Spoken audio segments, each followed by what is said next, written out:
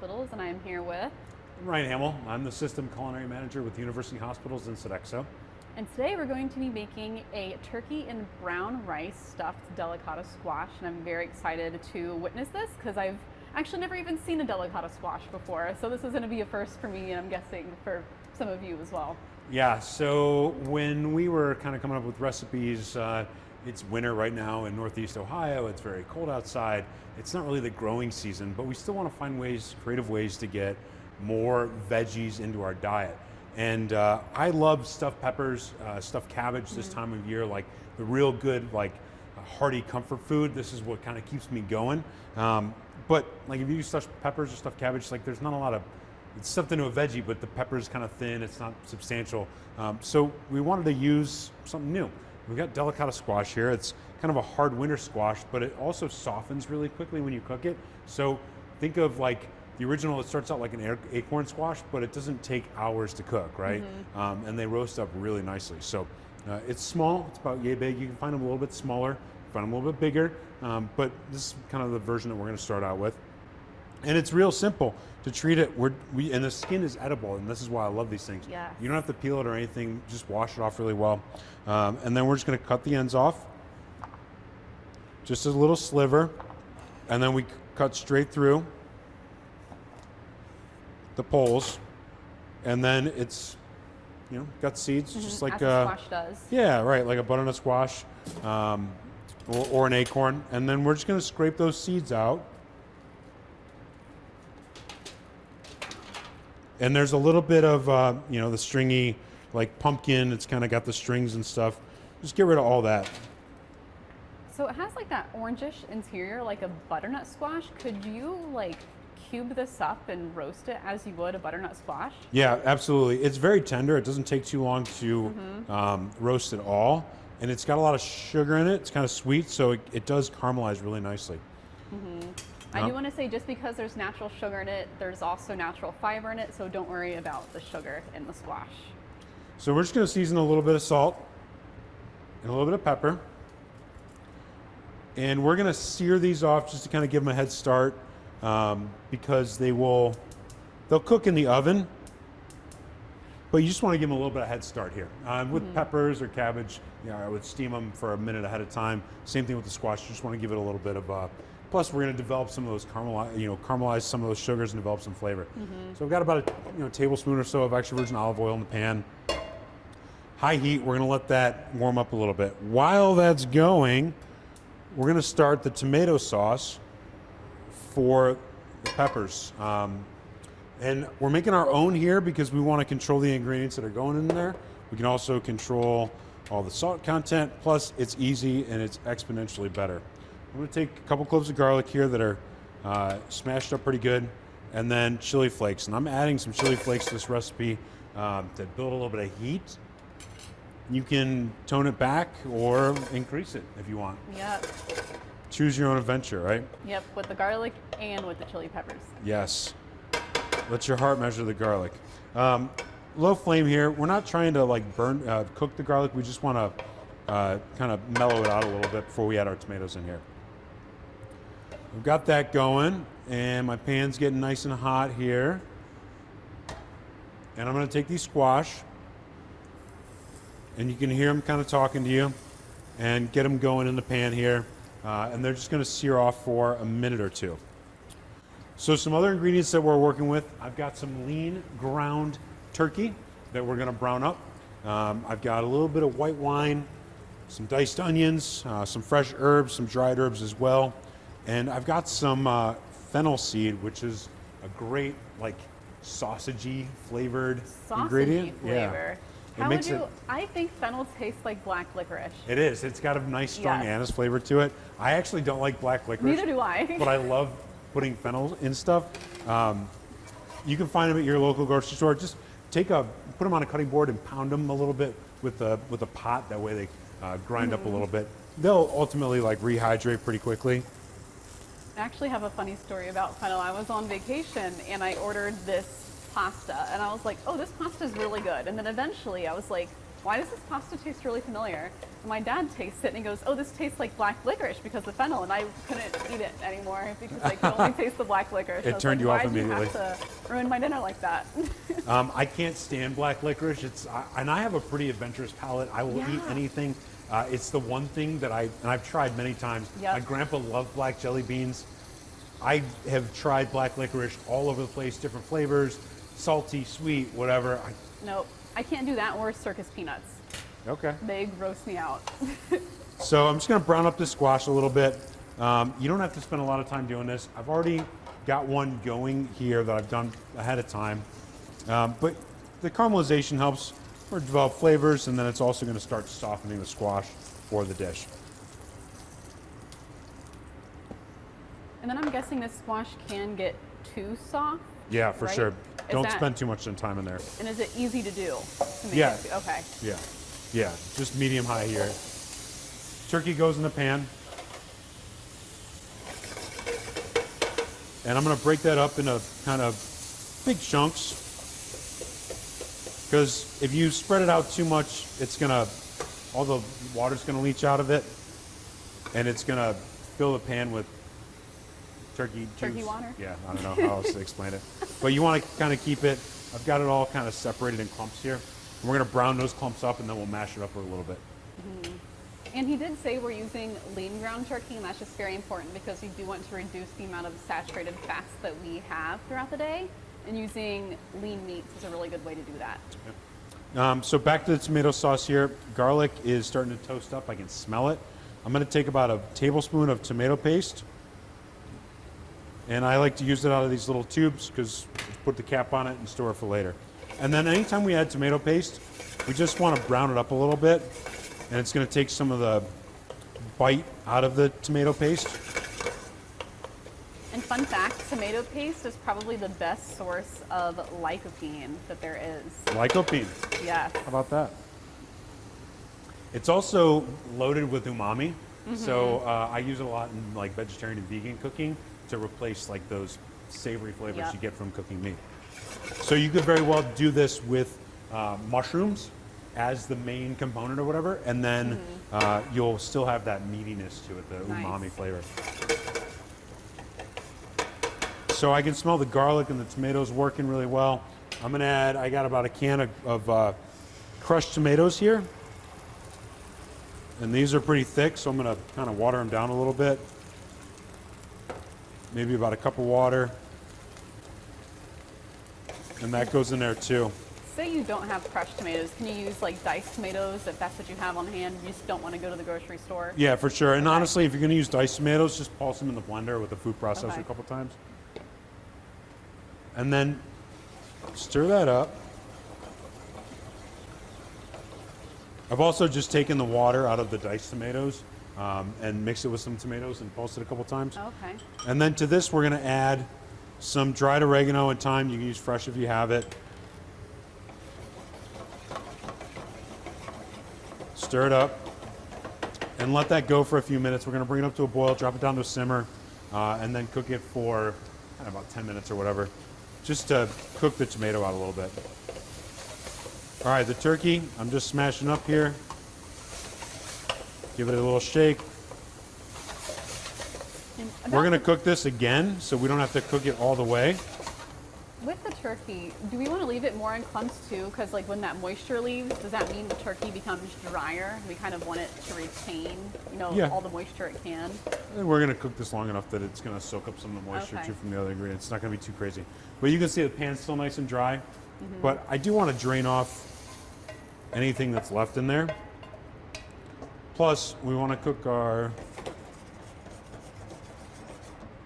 onions and carrots. So back on the heat, more olive oil. I'm using extra virgin olive oil. I'm not going to heat it to smoking.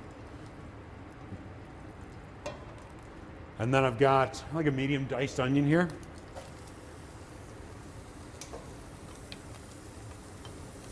And then we're going to start to soften those up and caramelize those onions.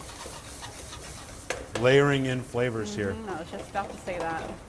What's that? I was just about to say that. You got to Yeah. layer the flavors. Tomato sauce is simmering. We're going to let that go just for a second. and cook our onions. Some other things that I want to talk about too. I've got some kale or spinach chiffonaded. We're going to add this in there just to add a little bit more greens and veggies to it. I like that. Plus, if you're really not a big fan of kale and you have it cut as it is, how do you say chiffonade, right? If you have it cut like a chiffonade, you're not really getting all of that kale texture. The kaliness. Yes, the kaliness that some people don't like.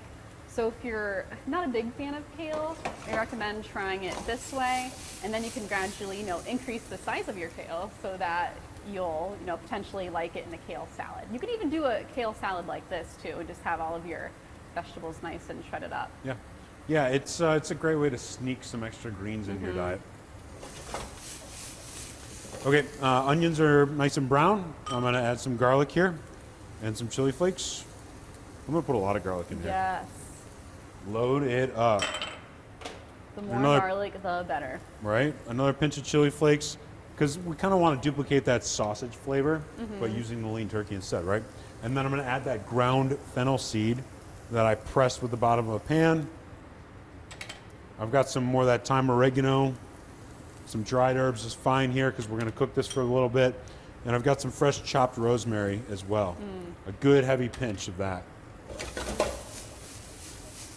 Just until you can start to smell that garlic. That smells really good. Right? And then we're going to cut our heat down a little bit and add some tomato paste. Tomato paste, again, more lycopene, more umami. Also, it's going to help kind of thicken everything up. Without using any added flour or thickening agents. Yes.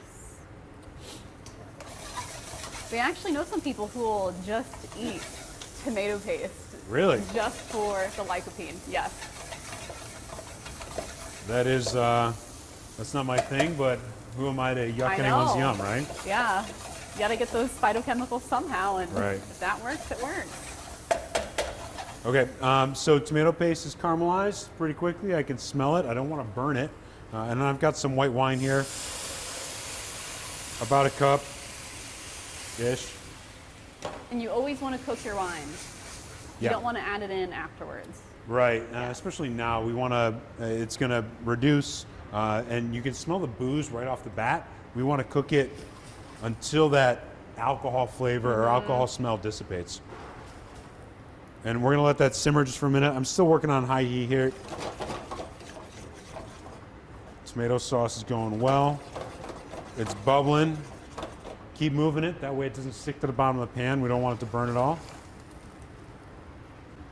And then we're gonna let this wine come down just until we can't smell the alcohol anymore. We don't wanna cook it super dry. We're gonna be adding some rice to this dish. We got a lot of more ingredients going into it. We want it to have a little bit of moisture still, so a little bit from that wine is fine.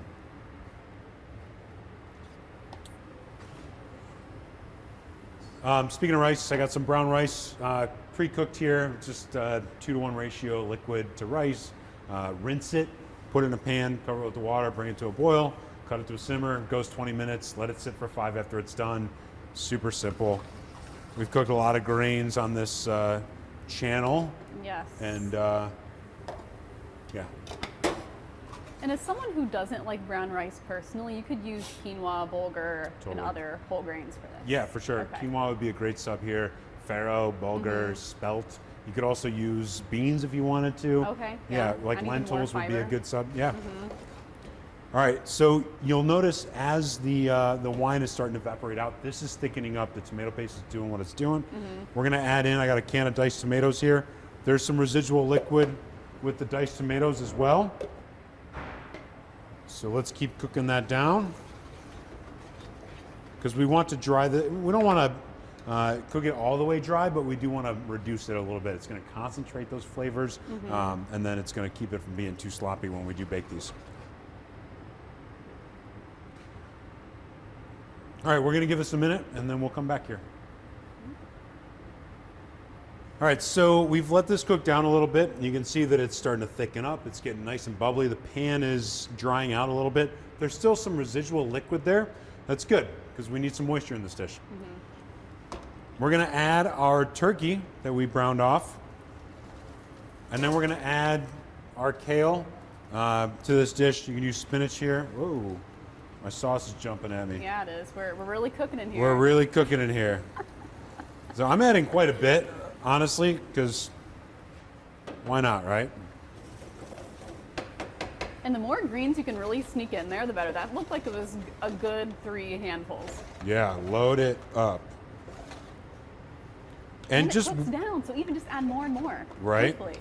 And just wilt the greens a little bit. You don't have to cook them for too long. This is all going to cook again in the oven, and you can see now that I've added the greens and the turkey to it, it's soaked up quite a bit of that moisture. I'm going to kill the heat here. And we're going to add some rice, cup and a half or so-ish. Leftover rice, just chuck in the fridge, cool it down. Use it for fried rice the next day. Or heat it up and cover it in soy sauce, scallions.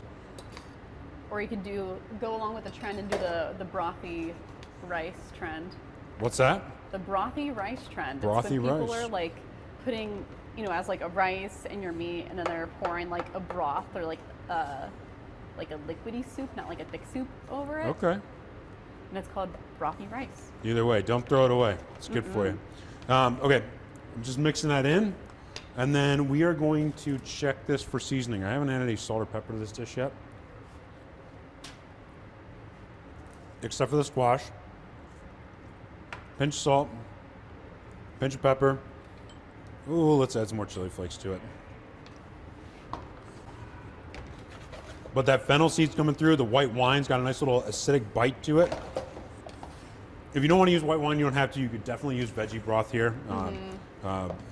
I like the acid though, so maybe a splash of sherry vinegar or apple cider vinegar, just like one of those kind of things. And that's what our stuffing looks like, right? There's one more thing I want to do with sauce before we finish it off. I had some fresh basil here, and especially in the winter, I try to find ways to get fresh herbs into my food just because it really brightens everything up. Take about 5 or 6 leaves, stack them up, and then run a knife through them really quick, nice and thin. And then we're going to kind of stack it up again, turn it sideways, and do that again because I don't want big strands of basil in here. I just want nice thin, or I want little tiny pieces. But you don't have to mince it to eternity. Cutting board stays white, herbs stay fresh, and then mix all that together. And that fresh basil at the end just gives it a nice, fresh pop. Yes, it makes you think it's spring when it's winter. You're like tricking yourself. Okay. Also, you can grow basil indoors in the winter if you have one of those growing lights. You can buy those on Amazon and just put one of those above your basil, and you can always have fresh herbs. That's an awesome tip, Bailey. All right, now we're gonna pull all of this together. And I've got my squash halves here that I seared off. I've got my rice stuffing, and I've got my sauce here. And we're gonna take maybe about 2/3 of the sauce, and I'm gonna put it in, casserole dish or whatever fits. And spread it evenly. And this is, the sauce is a little bit thin. I added a little bit more water to it to make sure that it wasn't too thick. As it cooks, it's gonna thicken up in the oven. And then we're gonna take our squash.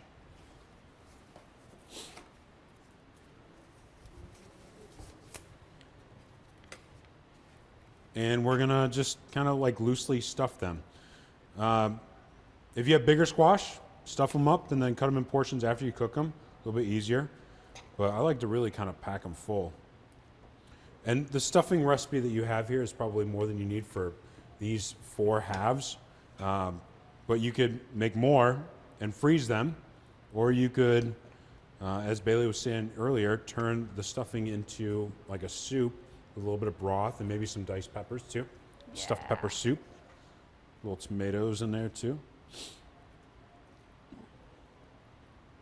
So I'm just It's a really good tip on freezing this. Yeah, oh yeah, for sure. This freezes really well. Good way to meal prep for sure. So then we're just gonna finish this here. I'm really loading them up.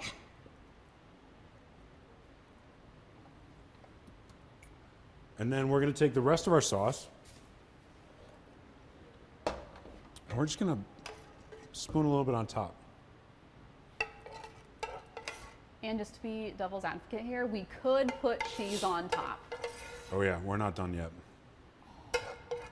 Sweet.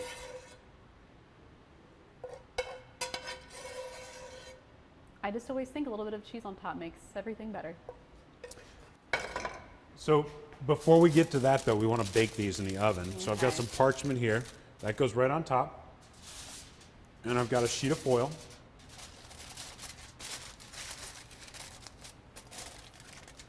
And then drop this into a 350, 400 degree oven for 25, 30 minutes. Really what you're looking for is that the squash is tender. You poke it with a fork or a paring knife. If it goes in easily, then you're good to go. That goes in the oven. And 20 minutes later, when it comes out, it looks like this.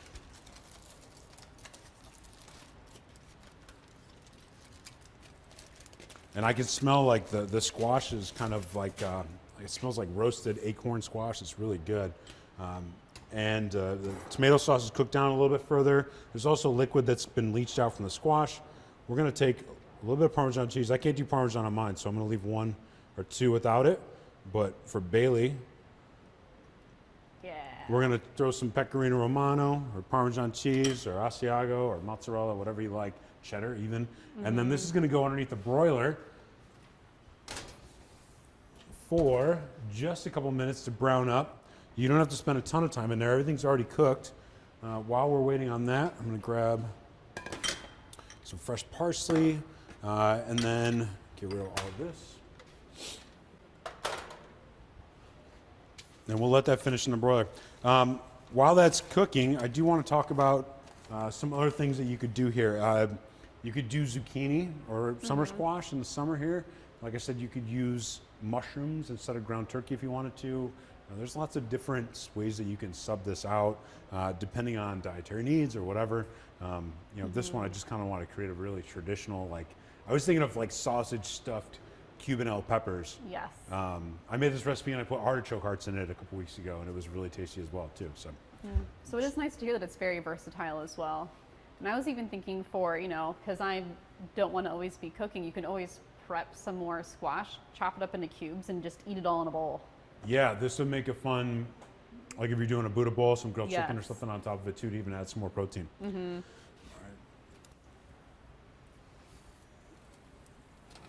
All right, well, let's take these out. That looks amazing. And just really a couple minutes underneath the broiler is all you need. And we'll take our delicata out. A little bit of sauce. And a little bit of fresh chopped parsley right on top. And there you go. There's your stuffed delicata squash. Beautiful. And guys, this is a really good, delicious, balanced meal. You got your vegetables, lots of vegetables. You've got healthy fats. You've got your fiber and complex carbohydrates. So this is such a great meal to have at this very cold time of year. I'm going to eat one. Thank you. Thank you guys. See you next time.